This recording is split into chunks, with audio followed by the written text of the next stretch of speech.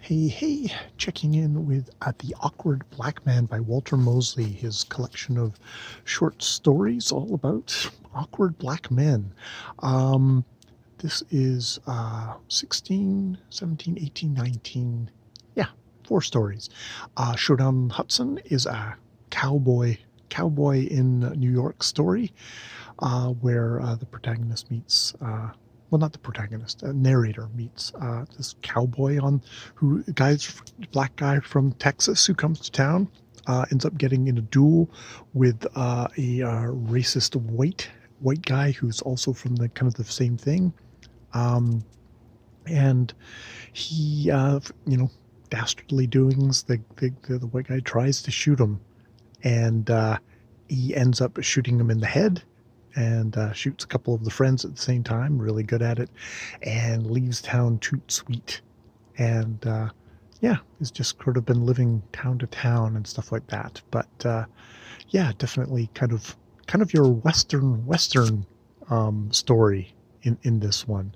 The next one, there's Breath, which is a kind of older kind of professor, retired professor, has a heart attack and ends up in hospital.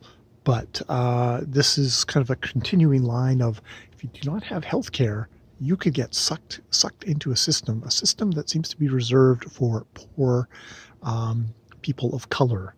And get sent into a state institution, especially if you do not have health care. We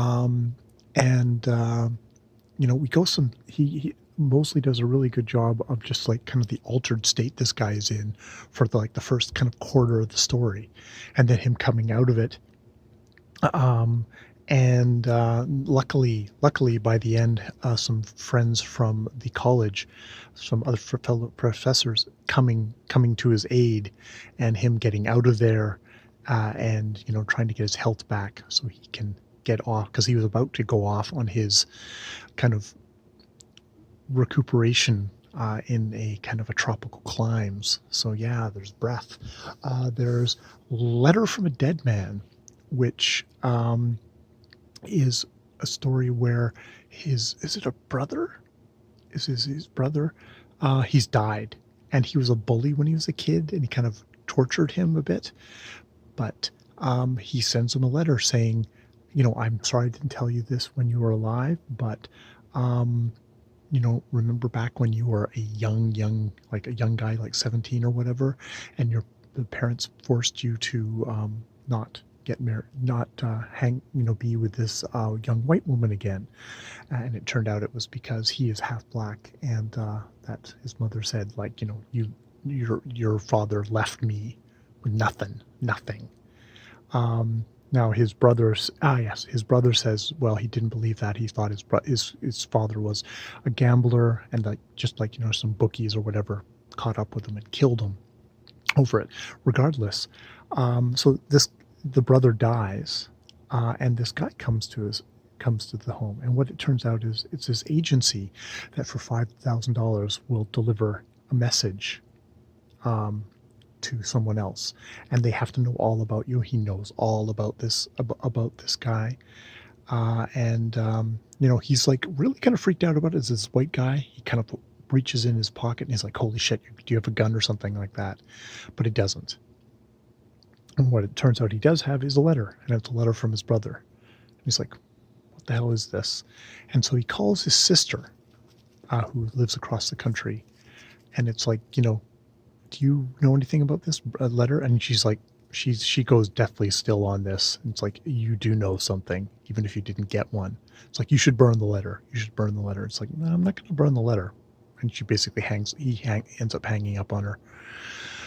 He opens the letter, and it turns out that he had with this young woman when he was 17, she got pregnant, and the brother kind of decided to help out, gave money as much as, $100 here, $100 there, throughout the years, and became kind of the uncle. He got kind of possessive, so he should have told him, but got kind of possessive, but now he's telling. And he goes and visits her. Turns out that she as well got a letter saying the thing, and they actually do make a good connection. And then this white guy who's this company that delivers these messages comes back and says like, okay, I've got some questions. You've met her? Yes. Do you love her? Yes, I do. Okay, well then here's this other letter. And what it is it's something that where he said like, I've been saving all this money. This is his brother again. I've been saving all this money. It's for, you can take some and give the rest to her, or you can dole it out to her, or you could just, give her all of the stuff. And he's, the guy he reads this and he goes, "I got a question for you. Do you take job applications for like your job?" It's like, "We do." It's like, "Okay, well, then I want to apply, and I want you to give all that money to my daughter." So they do. That's the end of the story.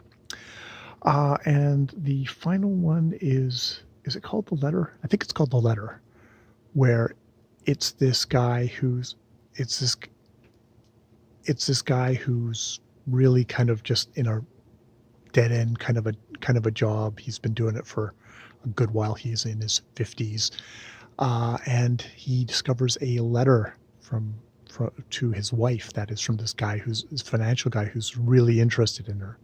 And the thing is, with his wife, they've had 20 years and there's no connection anymore. They hardly talk to each other. In the letter, it says like how she opened up, told this guy all about having a cancer scare, which he never knew about, and it kind of eats at him and eats at him. His job has been getting worse and worse. He's been getting worse and worse at his job, less and less caring about it. Getting basically the one strike, two strike. So he's kind of like, they're building up the case to fire him. And his girlfriend that he was also had on the side, I guess, left him. And he was kind of really broken up about that, and that's why he was sort of so neglectful at work. But then he finds out about his wife and this lover. It really obsesses him. And then finally, just one day, like I think he gets fired from his job because he'd been handing out kind of low prices without getting permission. And he's like, "Yeah, whatever, I don't care." And even after that, it's like his girlfriend comes back to him and says like, "Oh, I thought the reason I broke up with you is because this other guy asked me to marry him, but I don't want to be with him." And it's like, "But I don't want to be married." It's like, can we kind of get back together? And he's like, "No, we're not going to get back together." And he ends up just writing a letter to his wife saying, I've just never, I got this, I've discovered this letter. I'm not angry about it. I'm just, it's just, we don't have anything anymore. And I've decided to make a clean break of it. And so he walks out of the house and he starts living on the streets, homeless shelters. And then suddenly things kind of go really dark, and he's had pulmonary failure. He's in a hospital with no insurance, and they're saying, "Oh, we're going to have to ship you off to a state thing again." And he's just like, "I'm just all, in bed, and I don't have to get up to pee. I don't have to do anything, and I'm warm, and I just have sleeps, and the sleeps can just get longer and longer and longer." And all throughout this, there's been this kind of thing, which for me kind of hits on a couple of things. He had a father when he was growing up who committed suicide, and his brother discovered it, and it freaked him out. And there's this memory of him running out of the house after his brother tells him about how he found his father hanging from a tree with his tongue stuck out and his face black, even blacker. And there's this kind of weird kind of a death wish, and his father was named Mercury, or at least that's what he went by, because he'd killed a guy and had to take a different name, and he'd wanted to call his son Mercury, but his wife was like, "No, I want to call him Todd," which is her father's name. And it was kind of a back and forth, and I think that the son goes by Todd, but that's his middle name. His first name is Mercury. And he's like, "Okay, I'm just going to go." But he wakes up, and he wakes up not in a ward now, but in a private room, and with his son sitting beside him. And it turns out his son took off from school. He was in college because, empty nester kind of thing, came back and saved him. And it's like, and in the end, he's like, okay, I want to come home. It's like, my son saved me when I couldn't save my father. Which somewhat hits me on that one. Yeah. So that is the awkward black man for this check-in, those stories. All right, more videos later.